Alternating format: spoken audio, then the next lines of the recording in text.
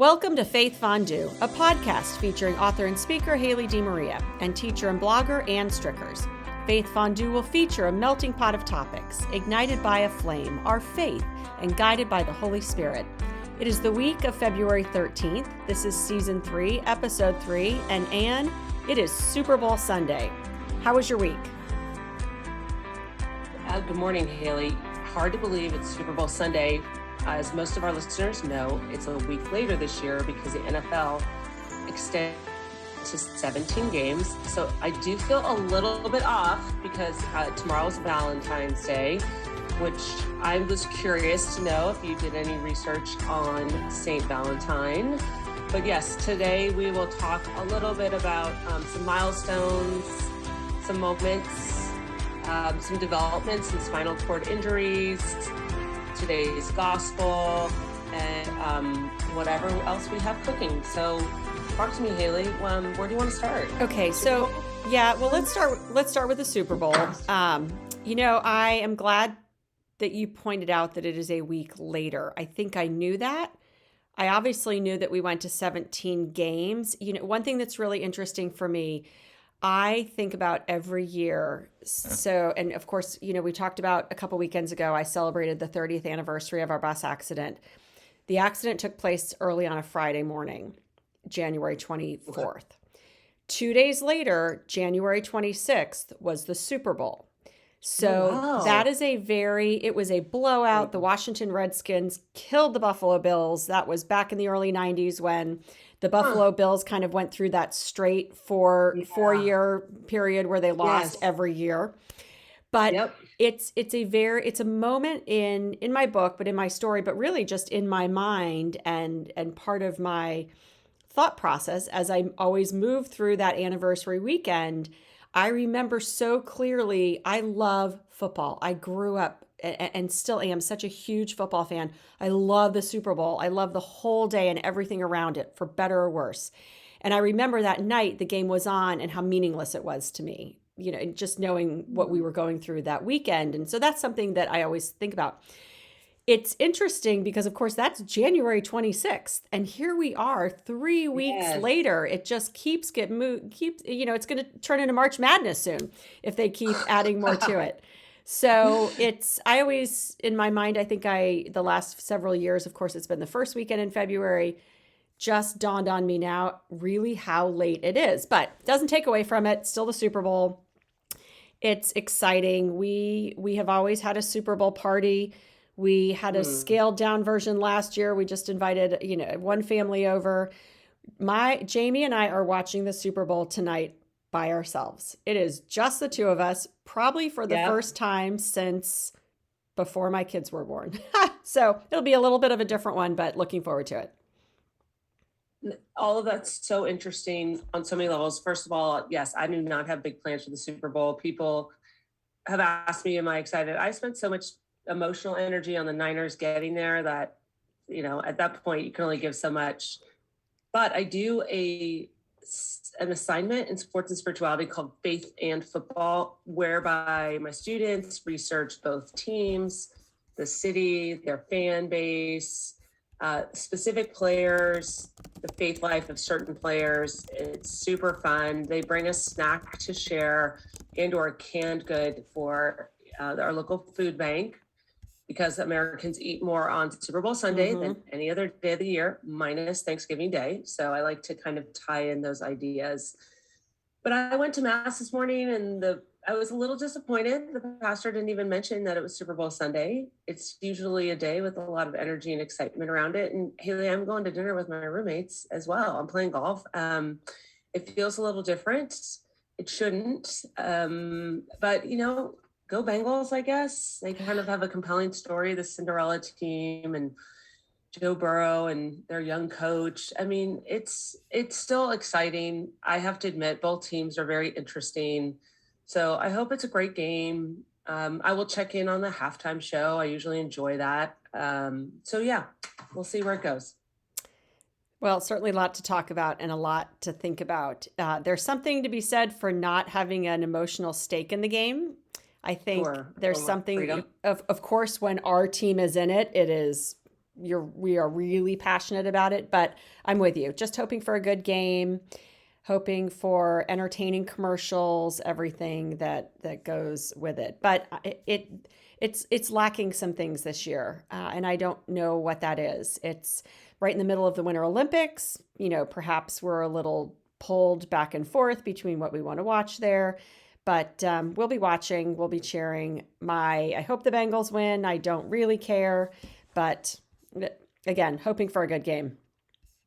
So I'm glad you mentioned the Winter Olympics because I want to mention that, but it does beg. So I'm still thinking about the January 26th date for that Super Bowl, because this is so counterintuitive to professional sports. But I'm almost like making this argument, like into the wind, the wrong direction. I think so many sports leagues and seasons should contract. I do not think they should expand. For example, Major League Baseball now goes into November with the World Series. Hockey, I can't even, why we're watching the NHL finals in, May or June. It's just too much. And they won't do it because of revenue. The NBA season goes on forever, starting in October, if not early November. And again, finishing in May, June. Contract. And they won't do it. No, I've heard like with the NBA lockout a few years ago, the season was shortened and it started in December, and it was just so much better. But there's too much at stake. It's all about revenue. Unfortunately, it's not what's best for the athletes. It's not what's best for us as fans. It really is all about revenue. It reminds me of an article I read. A lot of people are pushing for the Super Bowl. Not a lot, but there is a movement to push the Super Bowl to a Saturday night, because productivity at work tomorrow is just not what it should be or could be. It's, Super Bowl Monday is a lot of people come in late. They take the day off. There are a lot of good reasons to move the Super Bowl to Saturday. It's interesting. The one reason they won't, and no one will say this, is because because the host city invests so much in having the Super Bowl there and has paid so much money to have the Super Bowl in their home city, they will lose an entire day of revenue by moving it a day early. If you can come up with a better reason why they won't move it, let me know. But I can guarantee you it's got to all be about money, not about anything else. So, well, if you're in Cincinnati, they did declare public schools will not be in session tomorrow in anticipation of a victory or licking their wounds. So the city has followed your advice, Haley. That's super interesting. I have been told after NFL wins on Sundays in general, American cities are more productive, they have said.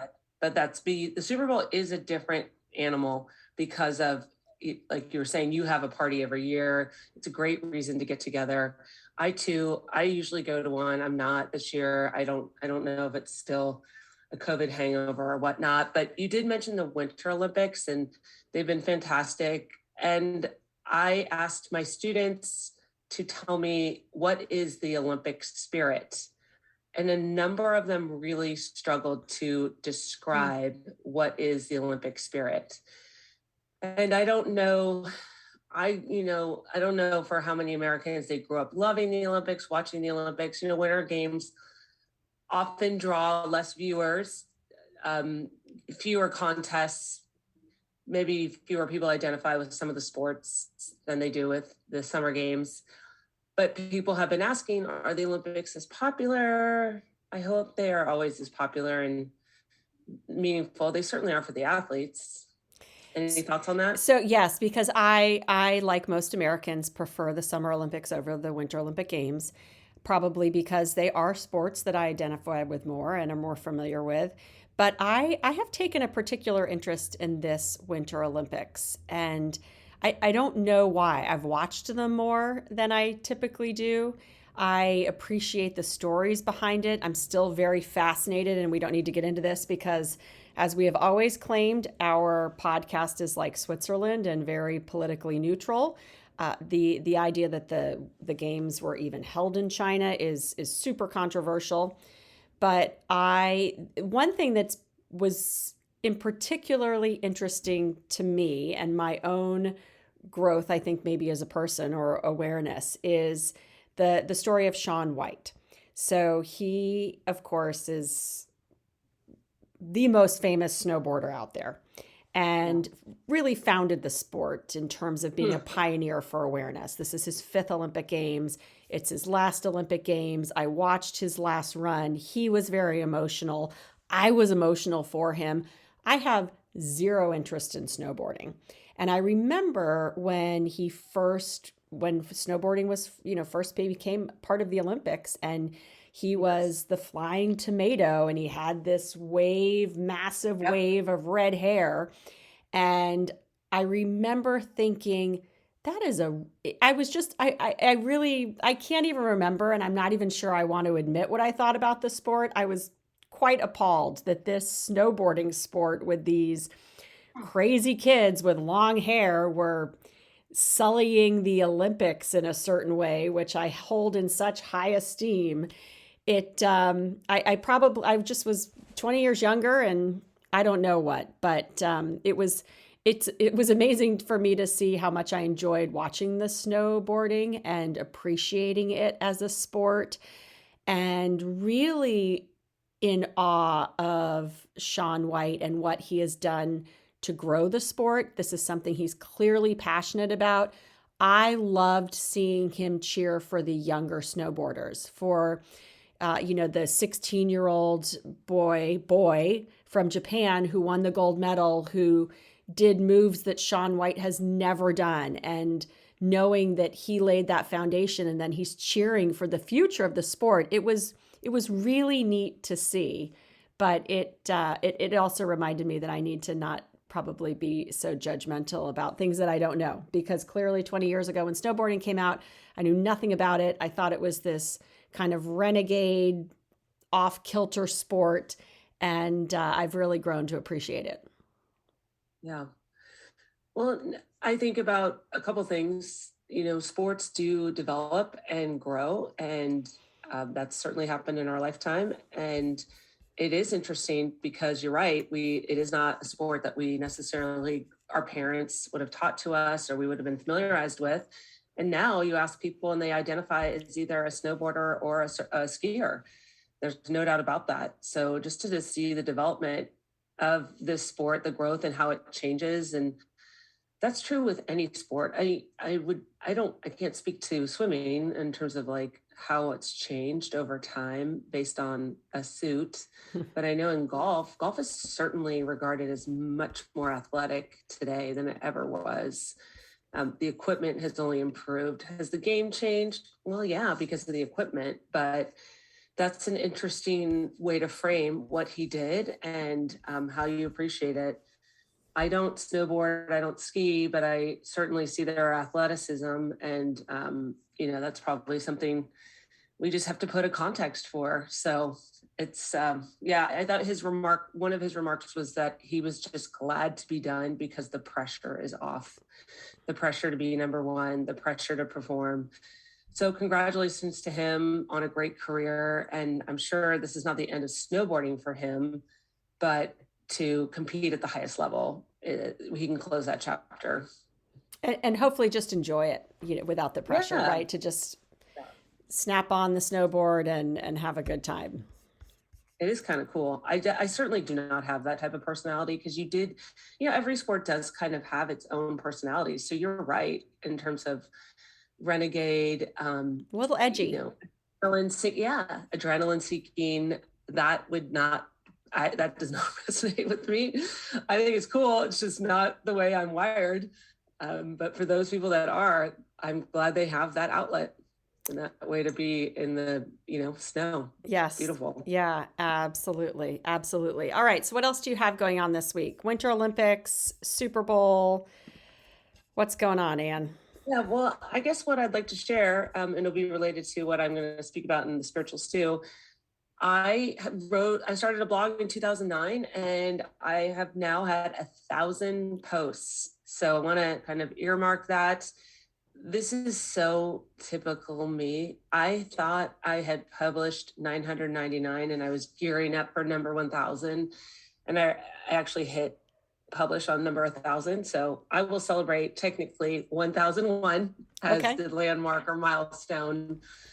And it's also related to a quote from Father Basil Moreau, the founder of Holy Cross. Haley, this past week, I just had a number of events where I thought his words were so fitting.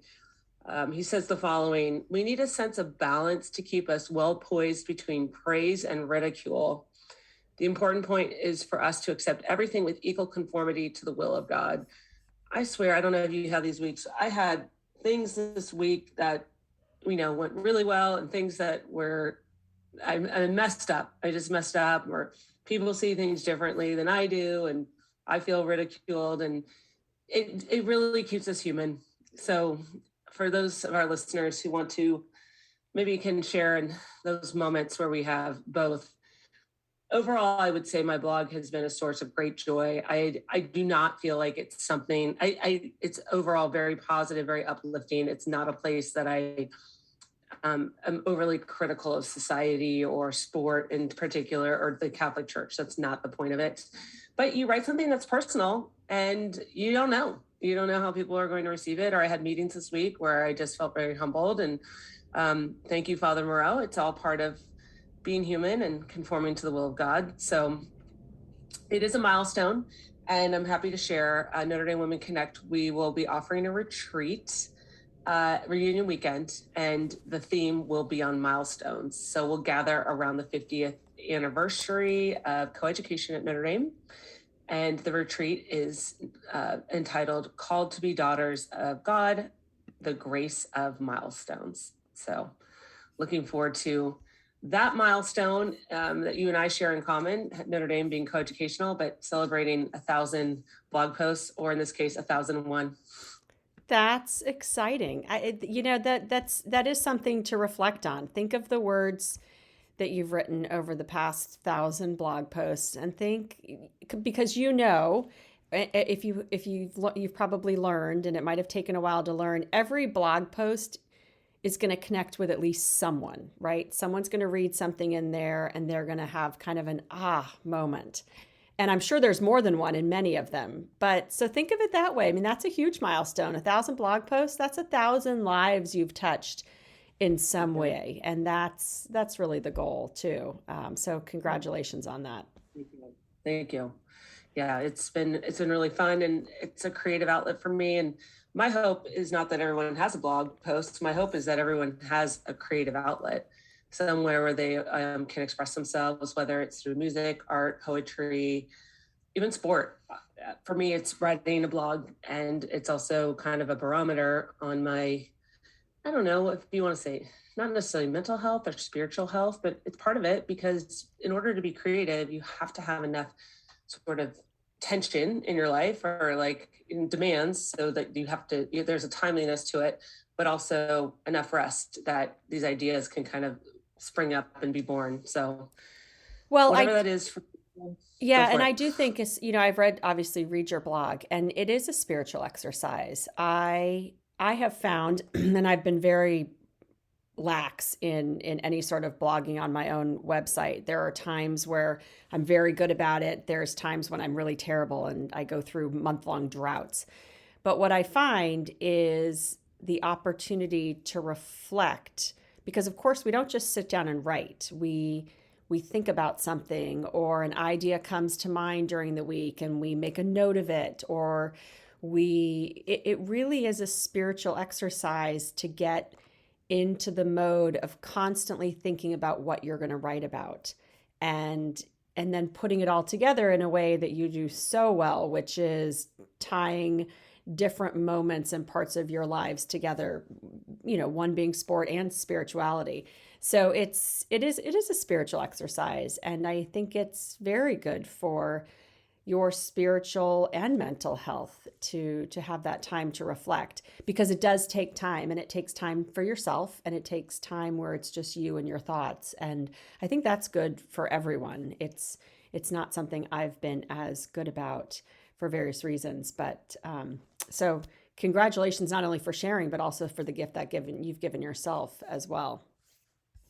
Yeah, well, thank you. And thanks for reading and supporting that. And, anytime people recognize something that's important to a person, I think that's essential. Um, Matthew Kelly was speaking about intimacy this last week, and it's really the desire to be known by other people. Really, that's what true intimacy is the opening up of a person.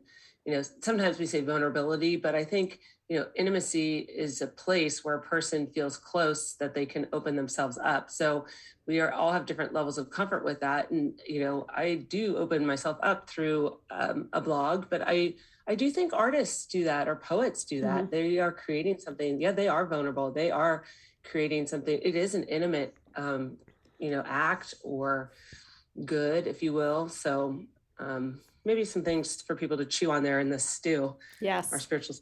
Yeah. So thank you. Thanks for your support. of course. So this week I read an interest. I read a newspaper article which led me to do a little more investigating and You reading. are investigative little.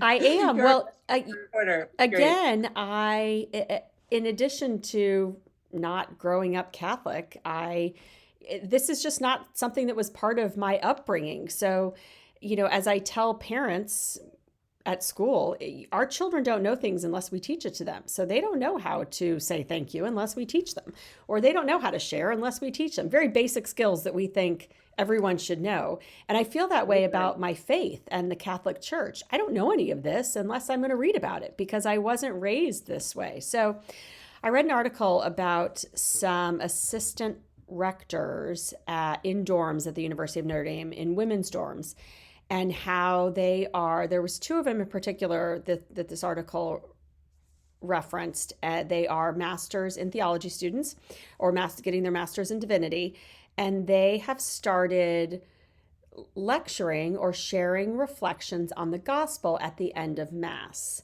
and how it's really blossomed into this following because I would imagine that these young women who are living in the dorms with the students who are studying theology and then offering reflections on the gospel are probably very interesting. I would imagine that they have very relevant reflections for these students. So they've created this following. And in some ways I thought about you and I, right? We have our gospel reflection, and many times we will discuss an actual gospel reading and give our own reflections on it in the stew. Today and oftentimes I would say maybe 50-50, I will find another piece of writing or a poem, or maybe it's the first or second reading that we'll talk about. But there is such a need for diverse thought. And in this case, I'm talking about male and female thoughts on reading the gospel and reflecting and sharing it.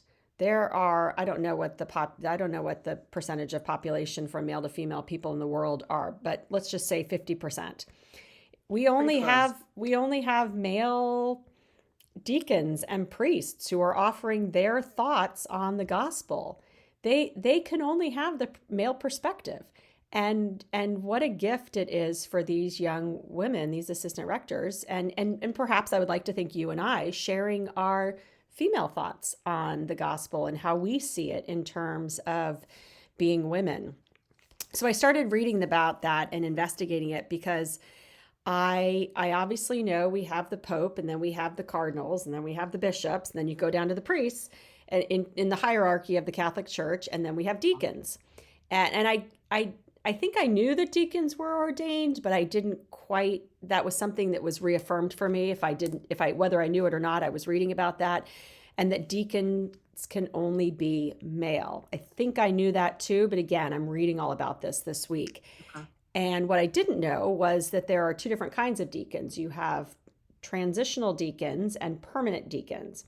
Transitional deacons are, many of you may know, I did not, um, men who are in the seminary who will eventually within a year or so be ordained a priest. So that is a transition where they are transitioning into priesthood. I would imagine the deacon is that step.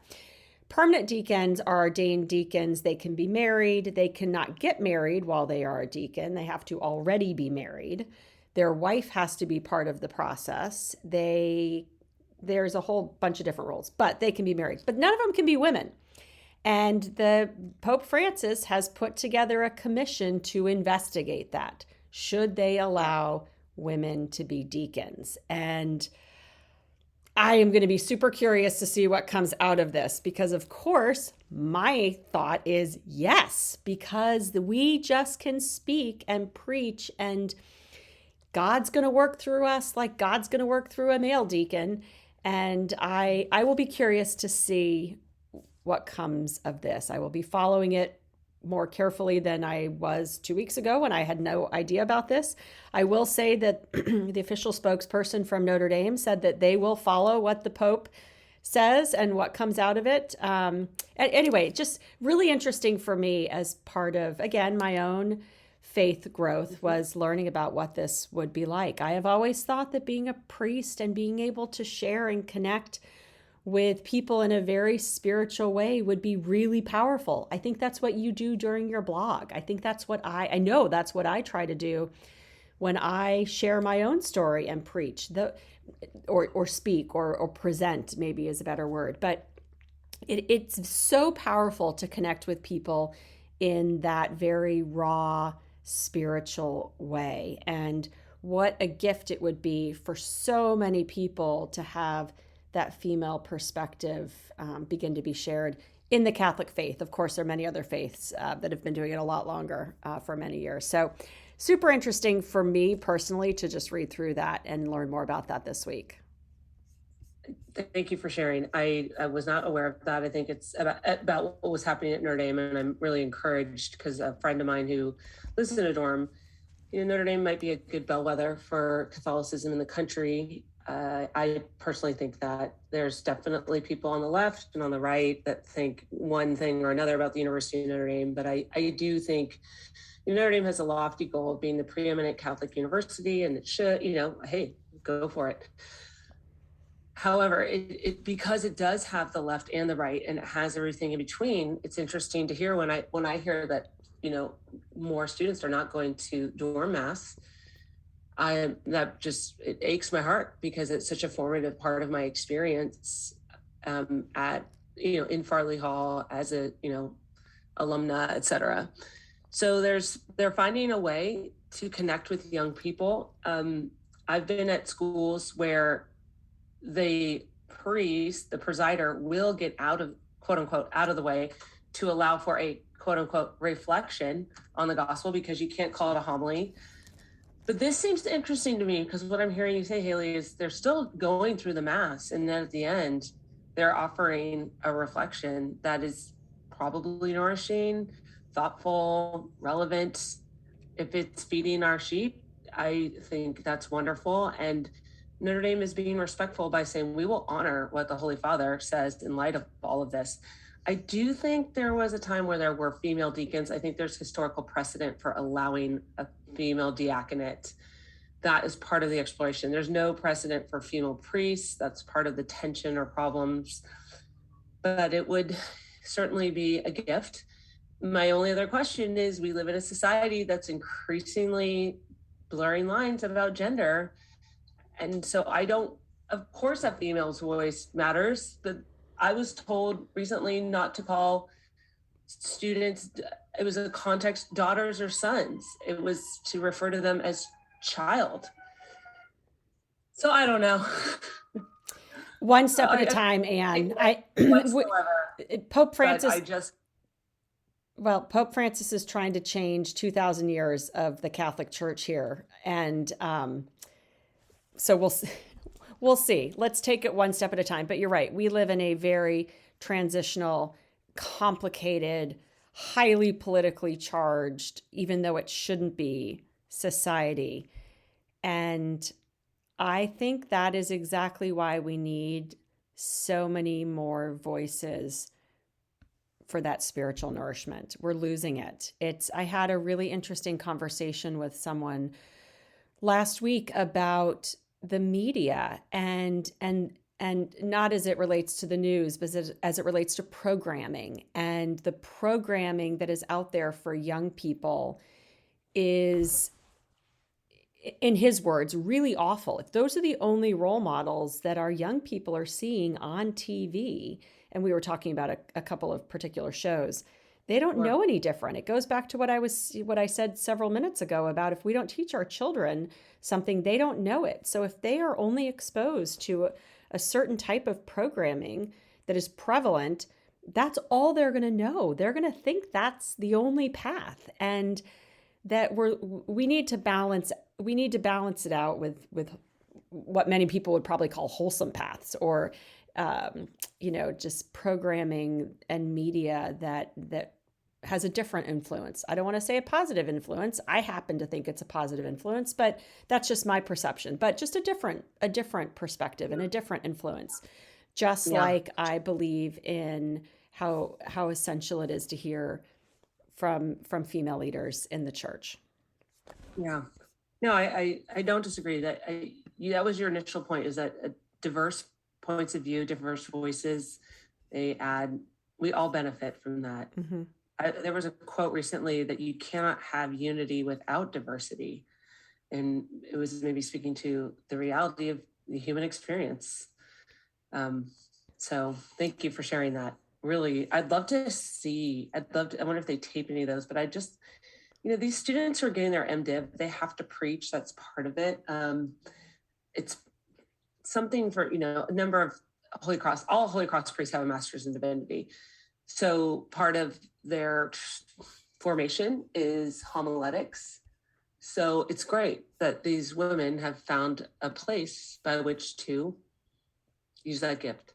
Yes. And using your voice, whether it's through a blog, whether through your public speaking, whether it's through reflection on the homily, that is the ultimate good. So this week, maybe I think my takeaway from this, Haley, is to think about a different voice, because I've been listening to kind of some of the same voices for my prayer recently, and I would like to just broaden the circle a little bit. So that's great. I started off talking about the Winter Olympics and how I've grown in terms of accepting snowboarding into an acceptable sport, but it's no different than what we're talking about in our spiritual life too, right? Diversity of sport is just as important as diversity of thought. And you're right. I'm going to look into more of that quote of we need diversity for unity, or to have unity, we need diversity. I truly believe that. And I think what I'm learning as I go through and navigate life, how critical that is to a healthy society, and how critical it is to exposing all aspects of our lives to all aspects of diversity. So I did not read much. Tomorrow is Valentine's Day. I did not do any investigating into the life of Saint Valentine. I know some, but it is, for me, it's a day to celebrate love. It is not a day to celebrate romantic love. So this week I'm going to celebrate in many ways, in every way I can. My goal is to navigate this week with love of everything, not just my husband. That's my goal. It's been a crazy few weeks. We all know I had a crazy month in January. I am going to do my best to make every decision, every thought, that's going to be the tough one, every word, that'll be easier, that comes from a place of love. I put in a bad pun here. I love it. Really? Great. Just don't ask me how I did. Thank you for the reminder of what St. Valentine really had, as a saint, as someone beloved by God, called all of us to. So pray with that this week. Have a great week. You too. Thanks, Anne.